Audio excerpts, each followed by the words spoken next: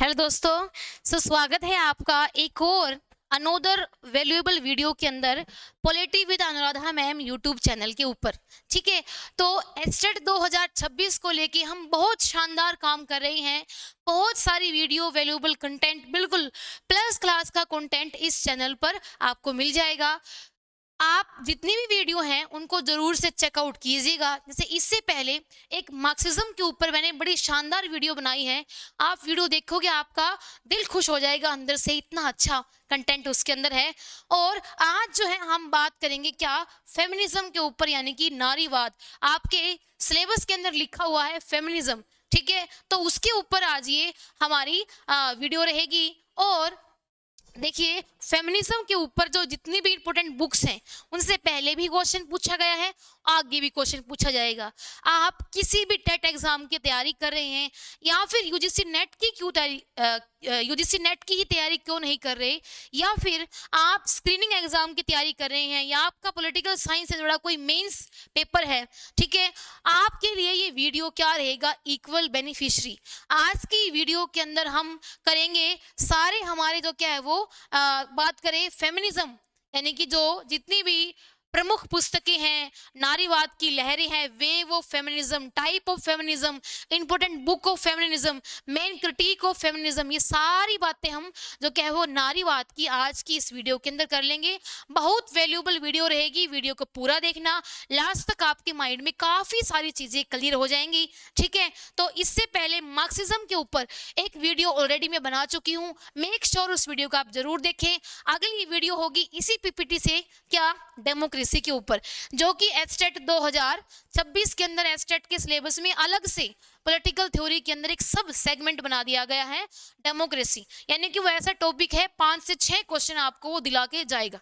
तो उसी टॉपिक के ऊपर नेक्स्ट वीडियो हमारी होगी डेमोक्रेसी का A to Z। ठीक है, तो फिलहाल आज हम जो क्या है वो बात करेंगे क्या, फेमिनिज्म के ऊपर। और अगर आपको हमारा कंटेंट पसंद आता है तो जरूर से हमारे चैनल से आप जुड़िएगा, वीडियो को लाइक शेयर सब्सक्राइब करिएगा, जल्दी से हमारे 1000 सब्सक्राइबर करवा दो, फिर आप और हम लाइव पढ़ेंगे। बिल्कुल, आप क्वेश्चन पूछना, मैं उनका आंसर दूंगी। ठीक है, तो इसी के साथ एस्टेट 2026 के लिए कंप्लीट सिलेबस रिवीजन, यानी कि हमारा कोर्स चल रहा है पूरा के पूरा एस्टेट का यूट्यूब के ऊपर, आप उन सारी वीडियो से जरूर से जुड़िएगा। ठीक है, और आपका एक्सपीरियंस कैसा रहा, वीडियो आपको कितनी अच्छी लगी, आपका फीडबैक क्या रहा, जरूर से हमको बताइएगा। ठीक है, तो आज हम स्टार्ट करेंगे मार्क्सिज्म के बाद फेमिनिज्म की इंपॉर्टेंट बुक्स।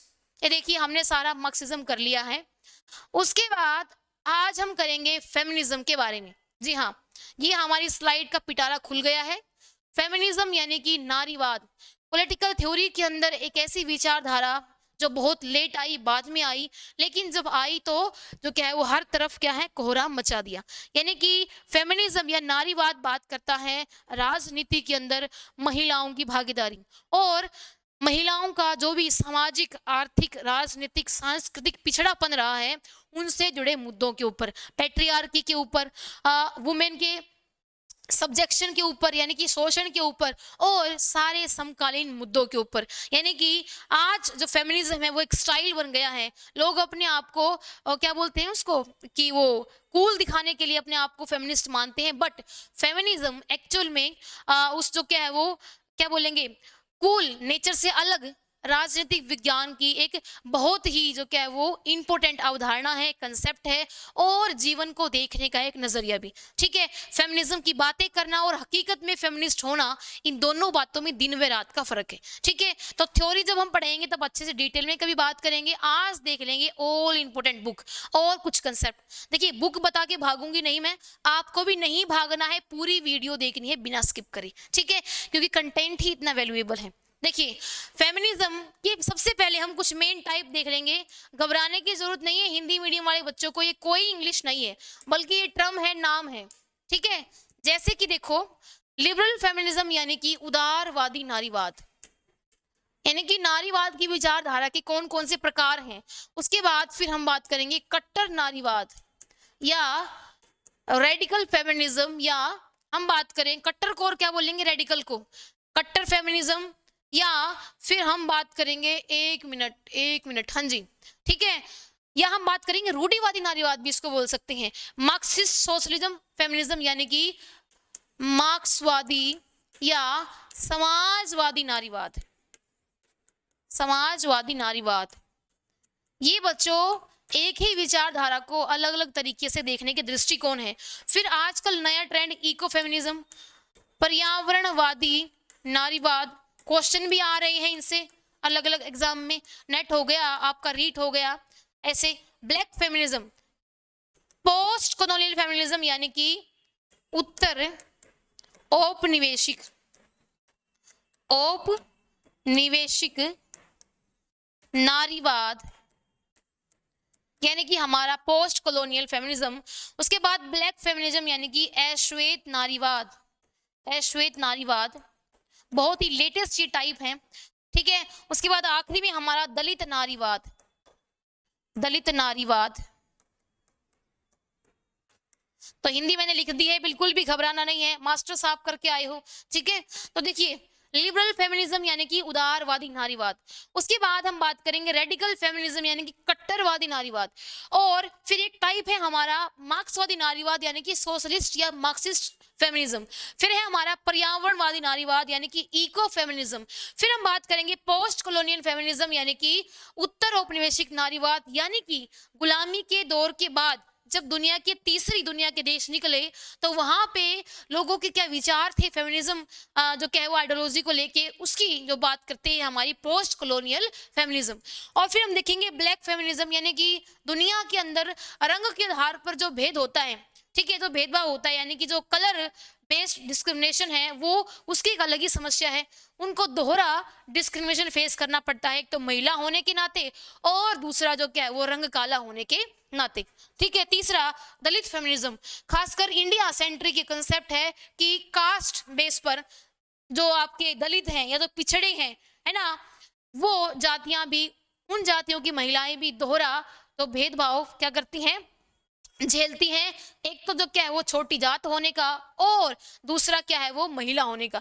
तो ये फेमिनिज्म को देखने के अलग अलग दृष्टिकोण है, तरीके हैं, पॉइंट ऑफ व्यू हैं। जैसे उदारवादी हैं वो अलग तरीके से देखते हैं नारीवाद को, कट्टरपंथी कुछ अलग तरीके से देखते हैं, रेडिकल फेमिनिज्म जिसको हम कहेंगे, रेडिकल फेमिनिज्म तो भैया पुरुषों से 2 हाथ दूर रहने की बात करता है, यानी कि इस जिंदगी में जितनी भी समस्याएं हैं महिलाओं की उनकी जड़ ये पुरुष हैं और इन पुरुषों से दूर हो जाओ तुम्हारा भला हो जाएगा, ठीक है। हाँ, रियलिटी में ऐसी बातें करता है हमारा कट्टर या फिर हम कहेंगे रेडिकल फेमिनिज्म, ठीक है। उसके बाद मार्क्सवादी दृष्टिकोण से नारीवाद की विचारधारा की क्या एक किस्म से कहें तो हम विश्लेषण वो करता है मार्क्सवादी फेमिनिज्म। और फिर इको फेमिनिज्म, पर्यावरण और जो क्या है वो महिलाओं के मुद्दों को एक साथ जब जोड़ देते हैं तब बन जाता है इको फेमिनिज्म, यानी कि महिलाएं अगर होती, महिलाओं के हाथ में सत्ता, पैट्रियार्कल सोसाइटी ना होके अगर समाज मातृ प्रधान होता, तो ऐसा मानते हैं इस आइडियोलॉजी के अंदर कि पर्यावरण की आज जो दशा हो रही है वो नहीं होती, क्योंकि पुरुषों की जो सोच होती है वो क्या होती है, संग्रहवादी, कंट्रोल करने की उनके अंदर क्या होती है एक किस्म से अगर हम कहें लस्ट। तो प्रकृति को बर्बाद करने वाले कौन है, पुरुष। अगर महिलाओं के हाथ में अगर होती सत्ता तो प्रकृति का इतना हास नहीं होता, यानी कि महिलाएं नेचुरली केयर कर सकती हैं नेचर की भी और जो क्या है वो ह्यूमन की भी। तो ये बात करता है इको फेमिनिज्म।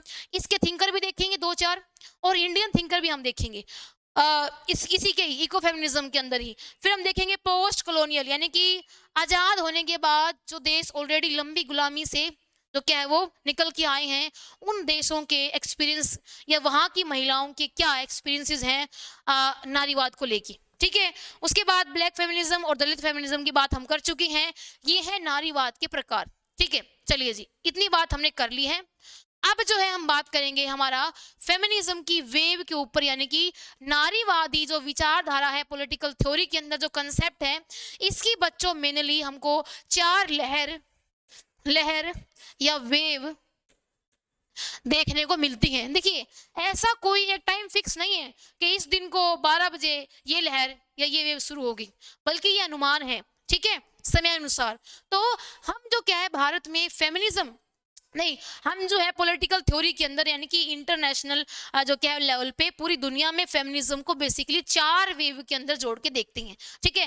पहला जो है नारीवाद की जो पहली लहर है या जो फर्स्ट वेव है वो 1850 से लेके 1920 तक मानी जाती है, और 1848 का अमेरिका के अंदर एक सेनेका फॉल्स कन्वेंशन होता है, ठीक है, जो पहली बार पूरी दुनिया में महिलाओं के वोटिंग राइट को लेके होने वाला पहला आंदोलन माना जाता है, ठीक है। तो नारीवाद या फेमिनिज्म जो आइडियोलॉजी है उसकी फर्स्ट वेव हम जो क्या है वो 1850 से 1920 तक मान सकते हैं, ठीक है। और इस पहली लहर का सबसे मुख्य विषय था महिलाओं के राजनीतिक अधिकार,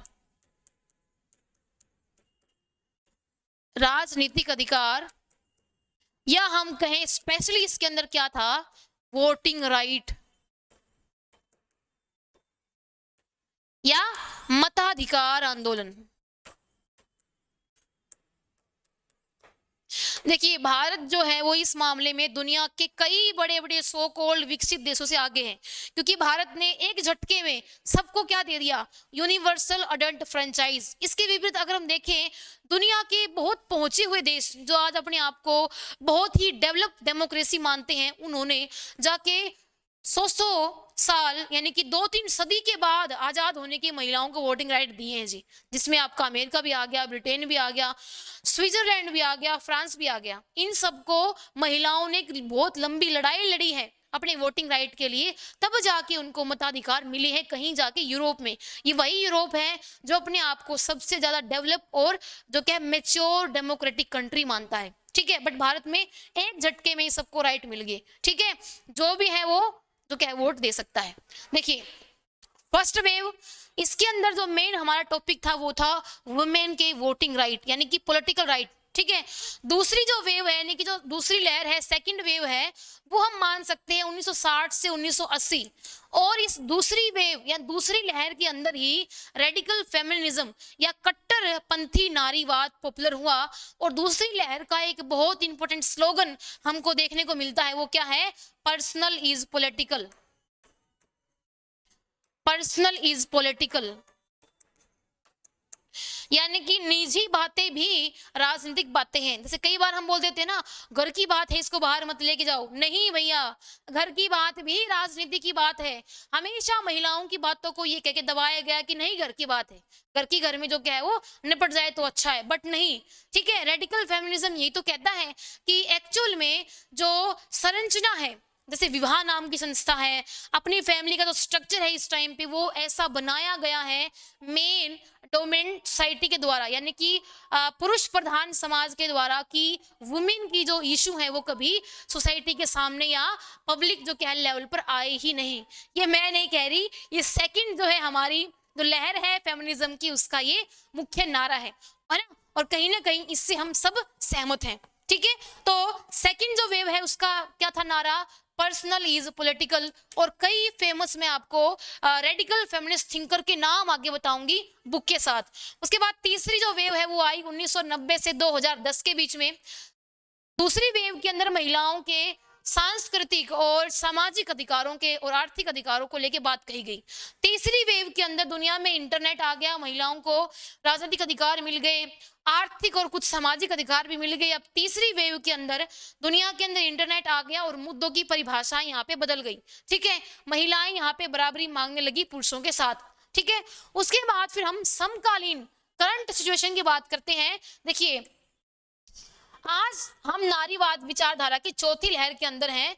2012 से इसकी शुरुआत हम मानते हैं और इन प्रेजेंट यानी कि आज तक भी नारीवाद की जो क्या है वो चौथी लहर चल रही है। इसके अंदर है क्या, देखिए इस टाइम पे महिलाओं के जो मुद्दे हैं वो काफी चेंज हो गए हैं, ठीक है। और महिलाएं यहाँ पे जो क्या है अपने लिए जो क्या है वो मांग रही हैं, क्या जो क्या है वो एक समान वेतन का अधिकार या कार्यस्थल पर शोषण से मुक्ति, जिसको हम क्या बोलेंगे सोशल या फिर हम बोलेंगे फिजिकल हैरेसमेंट जैसे मुद्दे। जैसे आपका मीटू मूवमेंट हो गया, कितना फेमस हुआ था मीटू मूवमेंट, जिसमें महिलाओं ने बड़े उच्च पदों पर बैठे व्यक्तियों के खिलाफ आरोप लगाए कि इन्होंने हमारा शोषण किया था।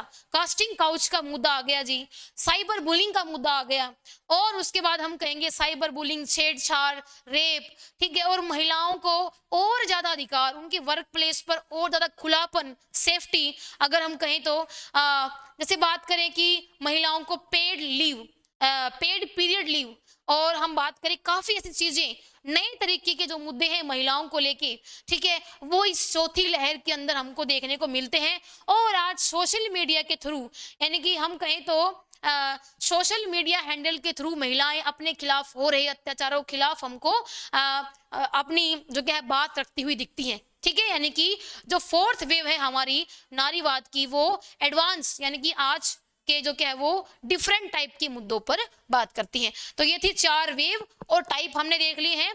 अभी जो है हम बात करेंगे क्या, हमारी एक एक करके सारी इंपॉर्टेंट जो क्या है वो फेमिनिस्ट थिंकर और उनकी बुक के बारे में, ठीक है। तो सबसे पहला नाम है हमारे सामने बेट्टी फ्रीडन। बेट्टी फ्रीडन, बेट्टी फ्रीडन, ये क्या है, हमारी लिबरल फेमिनिस्ट थिंकर है, यानी कि उदारवादी नारीवादी विचारक है, ठीक है। और इनकी बहुत इंपॉर्टेंट बुक है, उनको आप जरूर से कॉपी पेन लेके बैठना और नोट करना। पहला तो है the feminism, the famine mistake, यानी कि नारियों के रहस्य, द फेमाइन मिस्टिक। 1963 के अंदर उन्होंने बुक लिखी थी द फेमाइन मिस्टिक। यानी कि इस बुक के अंदर बेट्टी फ्रीडन बात करती हैं कि आमतौर पर ये मानते हैं कि महिलाएं घर पे रह के खुश हैं, एक गृहिणी के रूप में खुश हैं, लेकिन एक्चुअल में महिलाओं की जो गृहिणी की भूमिका है या घर तक उनको सीमित कर दिया गया है, उन रोल के अंदर या उन भूमिकाओं के अंदर महिलाएं अपने आप को हकीकत में घुटा हुआ महसूस करती हैं। यानी कि एक खुशहाल गृहिणी या एक हैप्पी हाउस वाइफ की जो हमारे सामने इमेज है, परिकल्पना है कि कुछ नहीं करेंगे, हस्बैंड के पैसों पे जो क्या ऐश करेंगे, अपने को कुछ नहीं करना, अगला खुद कमा के देगा, नहीं, ये सारी बातें एक्चुअल में मजाक की दृष्टिकोण से अच्छी लगती हैं। बट ये जो कंसेप्ट है ये बनाया हुआ है, यानी कि हम कहें तो कुशल गृहिणी या हैप्पी हाउस वाइफ की जो एक किस्म से छवि है समाज के अंदर, सोसाइटी के अंदर, वो सही नहीं है, यानी कि वो झूठी है, धुंधली है। ये बात बेट्टी फ्रीडन ने अपनी बुक द फेमाइन मिस्टेक के अंदर बताई है, इसलिए ये बुक बहुत इंपॉर्टेंट हो जाती है, बहुत फेमस हो जाती है, ठीक है।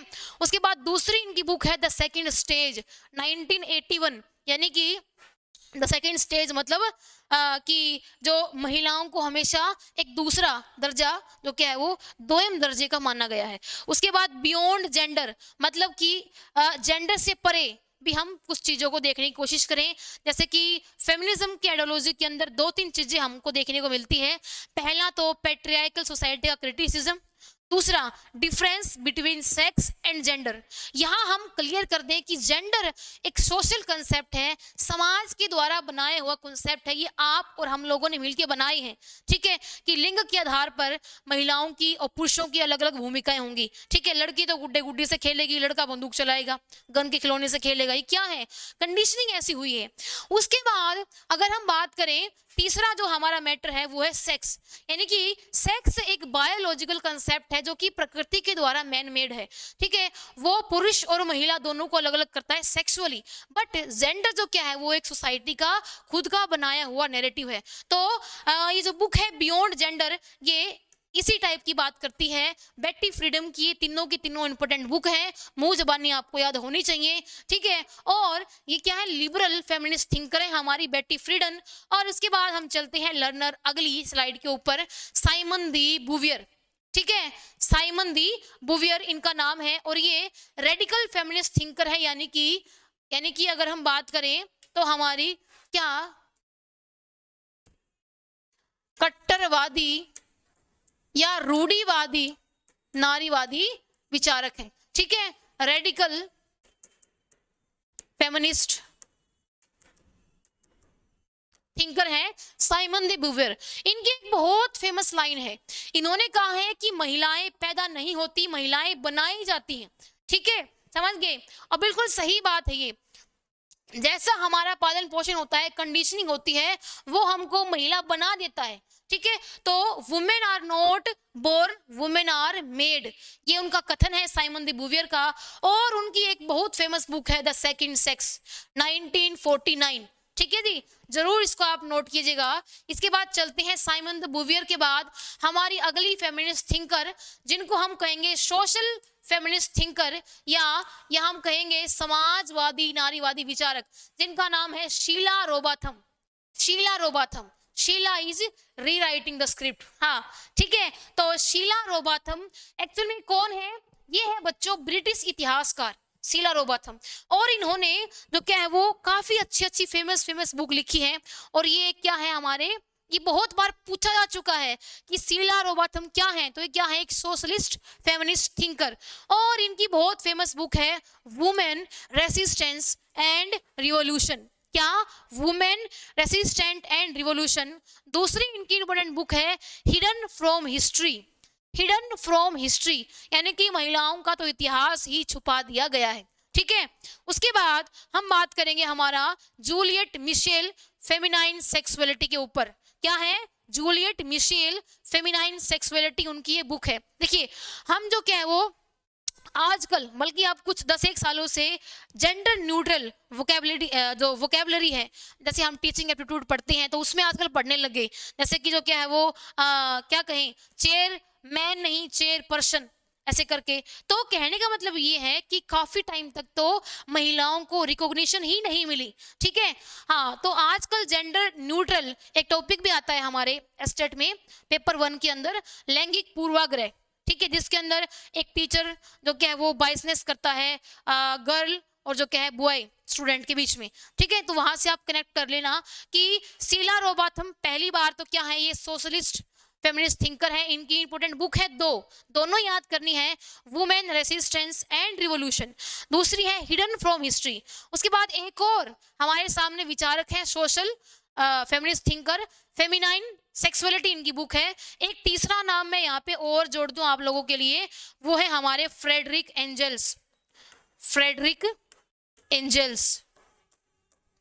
इनकी जो बुक है उनका नाम है the origin of family private property and state, है ना, उसको भी हम सोशल फेमिनिस्ट थिंकर के अंदर ऐड कर सकते हैं। ठीक है, तो ये थी हमारे मार्क्सिस्ट या सोशलिस्ट फेमिनिस्ट थिंकर के बारे में कुछ इंफॉर्मेशन। अभी हम बात करेंगे सबसे पहले जो आए, यानी कि classical feminist classical feminist work, यानी कि कुछ ऐसी किताबें, कुछ ऐसे राइटर जो सबसे पहले, जिन्होंने बहुत पहले, यानी कि जिन्होंने शुरुआत की किताबें लिखने की, दुनिया को जगाने की, और ये सारे यूरोपियन कंट्रीज के हमारे क्या हैं, जो है वो विचारक हैं, यानी कि थिंकर हैं। तो सबसे पहले अगर हम बात करें तो नारीवादी जो विचारधारा है उसके अंदर शुरुआत करने वाली पहली महिला राइटर, जिसका नाम है हमारा क्या, मैरी वोllस्टोनक्राफ्ट। ठीक है, जिनकी बुक है हमारी vindication of the right of women, बहुत इंपॉर्टेंट बुक है, कई बार पूछी जा चुकी है ऑलरेडी। मतलब कि ये क्वेश्चन इतना पूछा जा चुका है कि पूछ पूछ के पुराना हो गया है, लेकिन फिर भी हमको पढ़ना है। क्या? क्योंकि क्वेश्चन रिपीट होते हैं। Mary Wollstonecraft vindication of the rights of women, ये उनकी बहुत इंपॉर्टेंट किताब है। और मैरी वोllस्टोनक्राफ्ट पहली ऐसी महिला थी जिन्होंने क्या किया, महिलाओं के मुद्दों को लेके लिखा, बात की। ठीक है, इनकी कई सारी और किताबें भी हैं। ठीक है, जैसे इनका एक सोफी जो है, इनका एक नोबल है, और उसके अलावा 2-3 किताबें और हैं। तो देखिए भारत के अंदर हम एक नाम पढ़ते हैं पंडिता रमाबाई, जिन्होंने भारत में सबसे पहले महिलावादी या तो महिलाओं के अधिकारों को लेकर बहुत काम किया, पंडिता रमाबाई ने। वैसे ही हम देखें WPT के अंदर या वेस्टर्न पॉलिटिकल थॉट के अंदर, वो है हमारी मैरी वोllस्टोनक्राफ्ट। ठीक है, फिर एक J.S. मिल है, ये थे तो J.S. मिल यानी कि मेल राइटर, बट ये अपनी पत्नी से बहुत ज्यादा इन्फ्लुएंस थी। और इनकी पत्नी हैरियट टेलर मिल बहुत ही इंटेलिजेंट वुमेन थी, और उनके साथ रह के इनको पता चला कि वास्तव में महिलाओं के पास भी उतनी ही शारीरिक कौशल और मानसिक बुद्धि होती है जितनी कि पुरुष के अंदर। तो इन्होंने एक किस्म से अगर हम कहें अपनी जो क्या है वो वाइफ से प्रेरित होके एक बुक लिखी, सब्जेक्शन ऑफ द वुमेन, यानी कि महिलाओं को किस प्रकार दबाया जाता है। दोनों राइटर की बुक बहुत इंपॉर्टेंट है। उसके बाद तीसरी हमारी है सुलामिथा फायरस्टोन, सुलामिथा फायरस्टोन, उनकी एक बुक है द डायलेक्टिक ऑफ सेक्स, यानी कि समाज का दोहरापन। ठीक है, डायलेक्टिक ऑफ सेक्स। उसके बाद केट मिलेट, केट मिलेट ये बुक तो भाई बहुत बार पूछी जा चुकी है, इसलिए मैं इसके ऊपर जो भी है 2 स्टार 3 स्टार जो मर्जी आए वो लगा लो, लेकिन है इंपॉर्टेंट। केट मिलेट की बुक है sexual politics, sexual politics cat millet. उसके बाद हम देखेंगे अगली स्लाइड से अब हम बात करेंगे मॉडर्न फेमिनिस्ट थिंकर के बारे में। ठीक है, इस स्लाइड से कम 3 या 4 कंसेप्ट मैं आपको बताऊंगी, इतने इंपॉर्टेंट है कि जो क्या है ये स्लाइड करके आपको मजा आ जाएगा। देखिए, सबसे पहले हम बात करेंगे कैरोल पैटमैन के बारे में। कैरोल पैटमैन, ठीक है, ये भी हमारे एक फेमिनिस्ट थिंकर हैं। इनकी एक बुक है द सोशल कॉन्ट्रैक्ट, और ये बहुत ही एक किस्म से मैं कहूं बहुत ही निचोड़ वाली स्लाइड है। देखिए, कैरोल पैटमैन ने एक बुक लिखी जिसका नाम था द सेक्सुअल कॉन्ट्रैक्ट। ठीक है, लेकिन ये बुक इंपॉर्टेंट क्यों है? क्योंकि अपनी इस बुक के अंदर इसने क्या बोले, इनका नाम था कैरोल पैटमैन ने क्या किया, जो हम होब्स, लॉक और रूसो की एक थ्योरी पढ़ते हैं जिसका नाम है सामाजिक समझौता सिद्धांत। सामाजिक समझौता सिद्धांत यानी कि सोशल कॉन्ट्रैक्ट थ्योरी, उसका क्रिटिसिज्म किया है। ठीक है, तो सामाजिक समझौता सिद्धांत यानी कि सोशल कॉन्ट्रैक्ट थ्योरी का जो महिलावादी आलोचना है या जो फेमिनिस्ट क्रिटिसिज्म है वो हमारा किया कैरोल पैटमैन ने अपनी बुक द सेक्सुअल कॉन्ट्रैक्ट के अंदर। इसलिए ये बुक इंपॉर्टेंट हो जाती है। और इस बुक के अंदर कैरोल पैटमैन ने कहा कि जब आपका सोशल कॉन्ट्रैक्ट हो रहा था तो उसमें महिलाएं कहाँ थी, यानी कि महिलाएं तो इसका मतलब शामिल ही नहीं थी आपकी सोशल कॉन्ट्रैक्ट के अंदर। होती तो आप उनके हकों के बारे में जरूर बात करती। तो कैरोल पैटमैन का बहुत प्रसिद्ध कथन है, उन्होंने कहा है कि महिलाएं यानी कि वुमेन तो आज भी प्राकृतिक अवस्था यानी कि स्टेट ऑफ नेचर में है। ठीक है, ये स्टेट ऑफ नेचर वही अवस्था है जो सोशल कॉन्ट्रैक्ट होने के पहले की अवस्था है। ठीक है, तो कैरोल पैटमैन की बुक है the sexual contract, social contract theory की इन्होंने क्या की है आलोचना। उसके बाद दूसरे बहुत इंपॉर्टेंट कंसेप्ट सिंथिया एनएलए, इनकी बुक है बनाना बीचेस एंड बेसिस। और इस बुक के अंदर उन्होंने क्या है एक सेंस दी है आईआर यानी कि इंटरनेशनल रिलेशन की, फेमिनाइन सेंस, यानी कि इसको हम क्या कहेंगे, अंतरराष्ट्रीय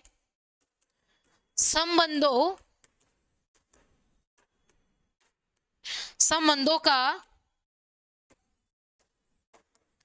महिलावादी या नारीवादी विश्लेषण। सिंथिया एनएलए ने बहुत ही फेमस बुक लिखी बनाना बीचेस एंड बेसिस। इस बुक के अंदर अंतरराष्ट्रीय यानी कि आईआर का सेंस दिया, आईआर की फेमिनिस्ट सेंस दी, और ये कहा कि एक्चुअल में जब युद्ध होते हैं दो देशों के बीच में या वर्ल्ड वार होते हैं तो उनमें सबसे ज्यादा कठिनाई परेशानी का सामना महिलाओं को करना पड़ता है। देख लीजिए आप, चाहे भारत पाकिस्तान का विभाजन हो, महिलाओं को क्या दुर्गति हुई थी, मतलब हजारों रेप केस और अदला बदली, घर टूट जाना। ऐसे ही जब बॉर्डर के ऊपर कोई युद्ध होते हैं, कोई देश हारता है कोई जीतता है, तो महिलाओं को सबसे ज्यादा सॉफ्ट टारगेट बनाया जाता है। तो वो ही इनकी बुक है बनाना बीचेस एंड बेसिस। ठीक है, तो अंतरराष्ट्रीय संबंधों की एक फेमिनिस्ट सेंस जो है वो क्रिएट करती है सिंथिया एनएलए की बुक। इसके बाद हम बच्चों बात करेंगे सुजैन मोलर ओकिन। ठीक है, थोड़ा सा मैस हो गया, देखिए अब ठीक है। सुजैन मोलर ओकिन, इनकी एक इंपॉर्टेंट बुक है जस्टिस जेंडर एंड द